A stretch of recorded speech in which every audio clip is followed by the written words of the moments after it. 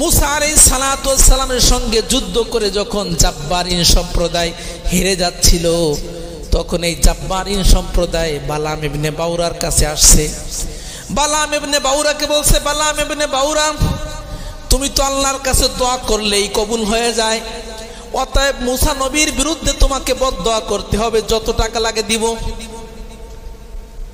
মুসা নবীর বিরুদ্ধে শুধু তুমি একটু বদদোয়া করবা, যেহেতু তোমার দোয়াও কবুল হয়ে যায়, তোমার বদদোয়াও কবুল হয়ে যায়, তুমি আল্লাহর একজন প্রিয় মানুষ, অতএব তুমি মুসা নবীর বিরুদ্ধে একটু বদদোয়া করো। বালাম ইবনে বাউরা বললেন, না, মুসা নবীর বিরুদ্ধে যদি আমি বদদোয়া করি তাহলে আমার এই শ্রেষ্ঠত্ব আমি হারিয়ে ফেলবো। এই যে দোয়া কবুলের যে যোগ্যতা, আমি দোয়া করলে যে সঙ্গে সঙ্গে দোয়া কবুল হয়ে যায়, আমার এই যোগ্যতাও আমি হারিয়ে ফেলবো, আমার মর্যাদা আরো কমে যাবে, আমি মুসা নবীর বিরুদ্ধে কখনো বদদোয়া করতে পারবো না। জাব্বারিন সম্প্রদায় যখন দেখলো না, বালাম ইবনে বাউরাকে কখনো কথা দিয়ে এভাবে রাজি করা যাবে না, তখন বালাম ইবনে বাউরার স্ত্রীর কাছে জাব্বারিন সম্প্রদায় মোটা অঙ্কের হাদিয়া নিয়ে হাজির হয়েছে। ম্যাডাম, যত প্রকারের হাদিয়া প্রয়োজন আমরা দিব। এই আমাদের জাব্বারিন সম্প্রদায়ের পক্ষ থেকে বালাম ইবনে বাউরার স্ত্রীকে মোটা অঙ্কের হাদিয়ার অফার দেওয়া হলো, আপনি শুধুমাত্র আপনার স্বামীকে একটু বুঝিয়ে শুনিয়ে মুসা নবীর বিরুদ্ধে একটু বদদোয়া করতে বলবেন, বিনিময়ে আপনাকে আমরা মোটা অঙ্কের হাদিয়া দেব। আর মানুষের অভ্যাস স্বাভাবিক, যত বড় ক্ষমতাশীল ব্যক্তি হোক না কেন, পুরুষ কিন্তু মহিলাদের কাছে কাজ। যত বড় ক্ষমতাশীল ব্যক্তি কিন্তু স্ত্রীর কাছে কিন্তু ক্ষমতা চলে না। গোটা এলাকার ভিতরে মাতবাড়ি করে, গোটা জেলার ভিতরে মাতবাড়ি করে, কিন্তু ঘরের ভিতরে একজন স্ত্রীর উপরে কিন্তু মাতবাড়ি করতে পারে না। এরকম, এটি কিন্তু স্বাভাবিক, এটাই বাস্তবতা। আপনার নেতাগিরি আছে বাহিরে, ঘরের ভিতরে কোনো নেতাগিরি চলে না। ঠিক তদ্রূপ বালাম ইবনে বাউরা তার স্ত্রীর কাছে দুর্বল হয়ে গেল। স্ত্রী যখন তাকে চাপ প্রয়োগ করলো, মুসা নবীর বিরুদ্ধে তোমাকে বদদোয়া করতেই হবে, বালাম ইবনে বাউরা কি করবে? স্ত্রীর কথা, স্ত্রীর চাপে পড়ে মুসা নবীর বিরুদ্ধে বদদোয়া করে বসছে। কিন্তু মুসা নবীর বিরুদ্ধে বদদোয়া করলে যে বদদোয়া লাগবে না, এইটা তো আর বালাম ইবনে বাউরার স্ত্রী জানে না। বালাম ইবনে বাউরা তো জানে।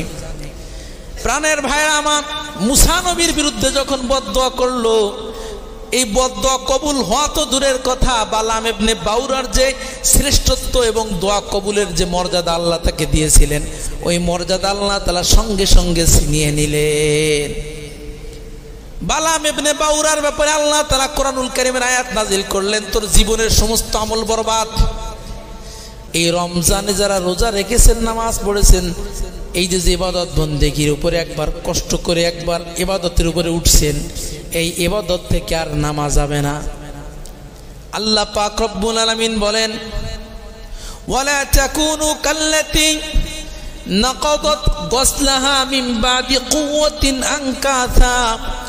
আল্লাহ বলে, বান্দারে, তোমরা ওই নারীর মতো হয়ো না যেই নারী সারা দিন কষ্ট করে করে কিছু সুতা গুছিয়েছে। অনেক এলাকার ভিতরে সুতোর কাজ করে, এই সুতা গুছাইতে কিন্তু অনেক সময় লাগে। আল্লাহ পাক রব্বুল আলামিন বলে, তোমরা ওই নারীর মতো হয়ো না যেই নারী সকাল থেকে সন্ধ্যা পর্যন্ত কষ্ট করে করে কিছু সুতা গুছিয়েছে। এই জামা কাপড়ের সুতা অনেক কষ্ট করে করে যেই নারী সারাদিন কষ্ট করে কিছু সুতা গুছিয়েছে, অতঃপর সন্ধ্যাবেলা এই সুতাগুলো যেই নারী কেটে নষ্ট করে ফেললো, ওই নারী যেমনি ভাবে তার সারা দিনের কষ্টটা যেমনি ভাবে বৃথা হয়ে গেল, তোমরা যদি একবার আমল ধরতে পারো, একবার আমল শিখতে পারো, ওই আমলকেও আর কখনো তোমরা ছাড়তে পারবা না। তাহলে এই আমলের মাধ্যমে তুমি যে ফজিলত অর্জন করেছিলা, এই ফজিলত আর থাকবে না। একটা নারী কষ্ট করে করে সুতো গুছালো, সন্ধ্যাবেলা সুতোগুলো কি করলো? কেটে ফেললো। তো সারাদিনের কষ্ট করে কোনো লাভ আছে? কোনো লাভ নাই। তো আল্লাহ তাআলা বলতেছে, বান্দারে, একবার আমল ধরার পরে এই আমল যদি ছেড়ে দাও, তাহলে তোমাকে আমল ধরতে বলছে কে? এরকমের আমল তোমার না করাই ভালো। তুমি যেহেতু কষ্ট করে একটা আমল ধরছো, এই আমল আর কি করা যাবে না, ছাড়া যাবে না।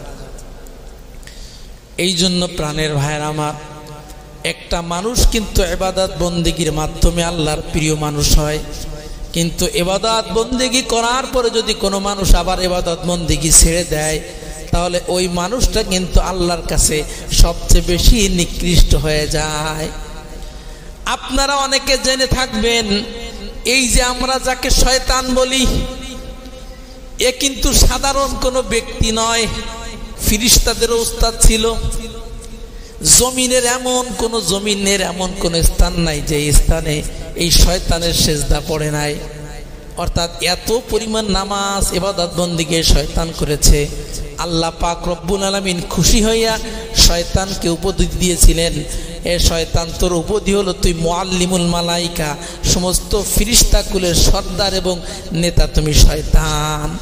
আল্লাহ তাআলা উপদেশও দিয়েছিলেন। ইবাদত বন্দেগী কিন্তু শয়তান কম করে নাই, কিন্তু ইবাদত বন্দেগী ধরে রাখতে পারে নাই। ইবাদত বন্দেগী করছে কিন্তু ধরে রাখতে পারে নাই। এই জন্য আল্লাহ বলে ইবাদত বন্দেগী ধরে রাখা এটা হচ্ছে সবচেয়ে গুরুত্বপূর্ণ বিষয়। আল্লাহর নবী বলেন ইবাদত বন্দেগী সবাই করতে পারে, নামাজ জুমার দিন সবাই পড়তে পারে, কিন্তু ধারাবাহিকভাবে ইবাদত বন্দেগী ধরে রাখা এটা সকলের পক্ষে সম্ভব না। এই জন্য আল্লাহর নবী বলেন খৈরুল আমালি আদওয়ামুহা, আল্লাহর নবী বলেন সর্বশ্রেষ্ঠ আমল হলো যেই আমলটা ধারাবাহিকভাবে হয়, স্থায়ীভাবে যেই আমল হয়, ওই আমলই হলো শ্রেষ্ঠ। আল্লাহর নবী বলেন ওয়াইন কল্লা, স্থায়ী আমল, ধারাবাহিক আমল পরিমাণে যতই কম হোক না কেন, আল্লাহর নবী বলে ওইটাই ভালো। আপনি লাইলাতুল কদর অথবা শবে বরাতের রজনীতে কি করলেন? সারা রাত নামাজ পড়লেন, আর সারা বছর আপনাকে এক রাকাত নফল নামাজ পড়তে দেখা যায় না। আল্লাহর নবী বলে এই ইবাদত বন্দেগী আল্লাহর কাছে প্রিয় না, বরং আল্লাহর কাছে ওই ইবাদত বন্দেগী প্রিয় যে ইবাদত বন্দেগী পরিমাণে কম হয় কিন্তু প্রতিদিন হয়। এই জন্য প্রাণের ভাইয়েরা আমার, আমরা আমল যে যতটুকু করতে পারি এই আমল কখনো ছাড়বো না, ধারাবাহিকভাবে আমল করতে হবে। যত কম হোক না কেন কখনো কোনো আমল ছাড়া যাবে না। আপনি আমি যদি কোনো আমল ছেড়ে দিই, আমল করার পরে আমল যদি ছেড়ে দিই, তাহলে আপনার আমার মর্যাদা বাড়বে না, বরং আপনার আমার মর্যাদা কমবে। যেমনিভাবে মুআল্লিমুল মালাইকা ফেরেশতাদের শিক্ষকের পদ থেকে বিতাড়িত শয়তান যতটা নিচে নেমেছে, আমাদেরকেও কিন্তু এই পরিমাণ নিচে নামতে হবে। কোরআনুল কারীমের ভিতরে ঘটনা আছে, বালআম ইবনে বাউরা বড় একজন আল্লাহর ওলি। বনি ইসরাইলের জামানায় সবচেয়ে বড় আল্লাহর ওলি যাকে বলা হয় তিনি হচ্ছেন বালআম ইবনে বাউরা। সাধারণ কোনো ব্যক্তি নয়, যার ব্যাপারে আল্লাহ তাআলা কোরআনুল কারীমের ভিতর আয়াত নাজিল করেছে। আল্লাহ বলেন ওয়াতলু আলাইহিম নাবা আল্লাযী আতাইনাহু আয়াতিনা ফানসালাখা মিনহা ফাতবাহু শাইতান ফাকানা মিনাল গাবিন। আল্লাহ পাক রব্বুল আলামিন বলে পয়গম্বর, ওই যে বনি ইসরাইলের ভিতরে বালআম ইবনে বাউরার ঘটনা আপনি আপনার উম্মতদেরকে জানায় দেন। এই বালআম ইবনে বাউরা বনি ইসরাইলের ভিতরে সবচেয়ে বড় আল্লাহর ওলি ছিল। কেমন বড় আল্লাহর ওলি ছিল? ও মুসলমান, আমরা তো বছরকে বছর দোয়া করি, আপনার আমার একটা দোয়া কবুল হয় না। অথচ বালআম ইবনে বাউরার হাত জাগাইতে হতো না, এর আগেই আল্লাহ তাআলা বালআম ইবনে বাউরার দোয়া কবুল করতেন। চিন্তা করছেন? বনি ইসরাইলের ভিতরে সবচেয়ে বড় আল্লাহর ওলি, আল্লাহর কাছে হাত তোলাও লাগতো না, যাকে মুস্তাজাবুদ দাওয়া বলা হয়, মানে যে দোয়া করার সঙ্গে সঙ্গে যার দোয়া কবুল হয়ে যায়, এমন এক ব্যক্তির নাম হচ্ছে বালআম ইবনে বাউরা। আল্লাহ পাক রব্বুল আলামিন বলে পয়গম্বর, ওই বনি ইসরাইলের ভিতরে যে বালআম ইবনে বাউরা আছে, ওই বালআম ইবনে বাউরার ঘটনা আপনি আপনার উম্মতদেরকে জানায় দেন, আপনার উম্মত যেন তার ঘটনা থেকে শিক্ষা নিতে পারে। এই বালআম ইবনে বাউরা এত বড় আল্লাহর ওলি হওয়ার পরেও আল্লাহ পাক রব্বুল আলামিন তার মর্যাদা একেবারেই কমিয়ে দিয়েছে। কুকুরের সঙ্গে তাকে আল্লাহ তাআলা তুলনা করেছে। আল্লাহ পাক রব্বুল আলামিন বলেন, ওয়ালাউ শি'না লা রাফা'নাহু বিহা, আল্লাহ বলেন আমি চাইলে এই বালাম ইবনে বাউরার মর্যাদা আরো বাড়াইতে পারতাম, কিন্তু ওয়ালাকিন্নাহু আখলাদা ইলাল আরদি, সে জমিনের দিকে ঝুঁকিয়ে পড়েছে। দুনিয়ার লোভ তার অন্তরের ভিতরে ঢুকে পড়েছে। আল্লাহ পাক রব্বুল আলামিন বলেন, ফামাতালুহু কামাথালিল কালব, এই বালাম ইবনে বাউরার ভিতরে যখন দুনিয়ার লোভ ঢুকে গেল, আল্লাহ বলেন আমি এত বড় বুজুর্গ ব্যক্তিকে আমি কুকুর সমতুল্য বানিয়ে দিলাম। আল্লাহ বলেন মাসালুহু কামাথালিল কালব, এই বালাম ইবনে বাউরা হচ্ছে কুকুরের মতো। এবার আসেন আসল ঘটনা, এই বালাম ইবনে বাউরাকে আল্লাহ এত মর্যাদা দিলেন, আবার কেন তার মর্যাদা কমে গেল? এই বালাম ইবনে বাউরা আল্লাহর বড় ওলি ছিল, বড় বুজুর্গ ছিল, কিন্তু মুসা নবী তিনি তো আল্লাহর একজন নবী। নবীদের বিরুদ্ধে বদদোয়া করা যায় না, নবীদের সঙ্গে যুদ্ধ করাও যায় না। মুসা আলাইহিস সালাতু ওয়াস সালামের জামানায় একটা সম্প্রদায় ছিল, তাদের নাম হলো জাব্বারিন সম্প্রদায়। এই জাব্বারিন সম্প্রদায় হকের উপরে ছিল না, মুসা নবী হকের উপরে ছিল। এই জাব্বারিন সম্প্রদায় মুসা নবীর সঙ্গে যুদ্ধে লিপ্ত হয়ে গিয়েছিল।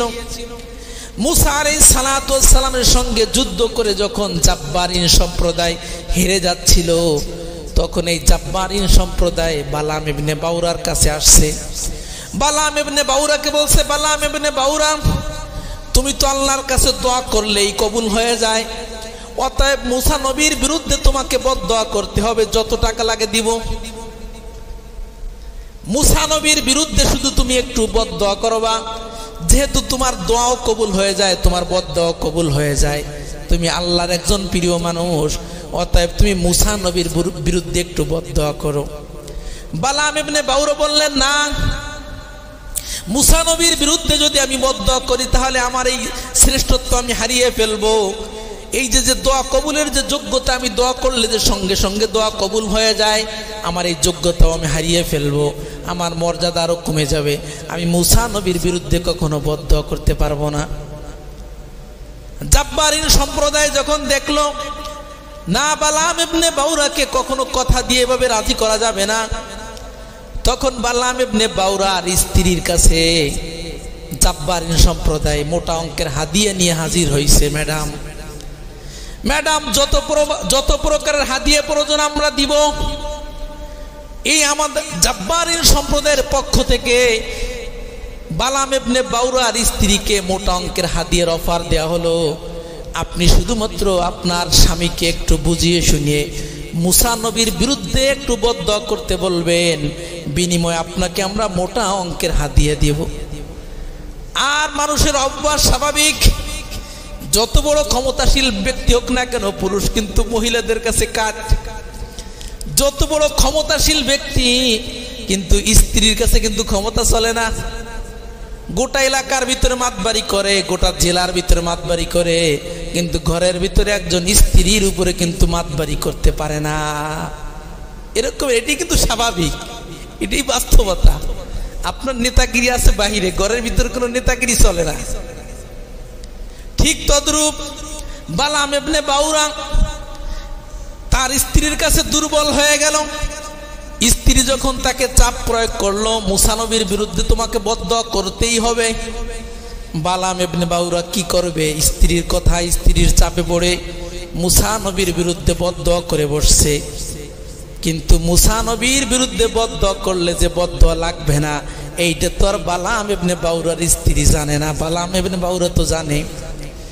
প্রাণের ভাইরা আমার, মুসা নবীর বিরুদ্ধে যখন বদদোয়া করলো, এই বদদোয়া কবুল হওয়া তো দূরের কথা, বালাম ইবনে বাউরার যে শ্রেষ্ঠত্ব এবং দোয়া কবুলের যে মর্যাদা আল্লাহ তাকে দিয়েছিলেন, ওই মর্যাদা আল্লাহ তাআলা সঙ্গে সঙ্গে ছিনিয়ে নিলেন। বালাম ইবনে বাউরার ব্যাপারে আল্লাহ তাআলা কোরআনুল কারীমের আয়াত নাজিল করলেন, তোর জীবনের সমস্ত আমল বরবাদ। জীবনে যত ইবাদত বন্দিগি করেছো, তোমার ইবাদত বন্দিগি 4 পয়সার কোনো কাজে আসে নাই। এত বড় সাহস তুমি কোত্থেকে পাইলা? একজন নবীর বিরুদ্ধে তুমি বদদোয়া করতেছো। প্রাণের ভাইরা আমার, আমি বুঝাইতে চাই, একটা মানুষ ইবাদত বন্দিগির মাধ্যমে আল্লাহর প্রিয় হয়, আবার যখন ইবাদত বন্দিগি ছেড়ে দিয়ে যখন আল্লাহর পথ থেকে ভিন্ন পথে যখন চলে যায়, তখন আল্লাহ তাআলা তার মর্যাদা কখনো বাড়ান না, বরং তার মর্যাদা আরো কমিয়ে দেন। আল্লাহ বলেন, ফামাসালুহু কামাসালিল কালব, বালাম ইবনে বাউরার অবস্থা কুকুরের মতো হয়ে গিয়েছিল। কুকুর যেমনি ভাবে রাস্তা দিয়ে হাঁটলে যেমনি ভাবে তার জিহ্বা বের করে হাঁটে, যদি কুকুরের পিপাসা লাগে এরপরেও কিন্তু সে জিহ্বা বের করে, পিপাসা না লাগলেও কিন্তু কুকুর জিহ্বা বের করে হাঁপাইতে থাকে, মনে হয় কেমন যেন তার খুব পিপাসা লেগেছে। আল্লাহ পাক রব্বুল আলামিন বলেন, আমি বালাম ইবনে বাউরার অবস্থা কুকুরের মতো করে দিলাম। চিল্লায় বলেন নাউজুবিল্লাহ। অথচ এই বালাম ইবনে বাউরা বনি ইসরাইলের ভিতরে সবচেয়ে বড় আল্লাহর ওলি। এই জন্য মুসলমান ভাইরা আমার, আমি বুঝাইতে চাই, আমল একবার ধরার পরে আমল জীবনও আর ছাড়া যাবে না।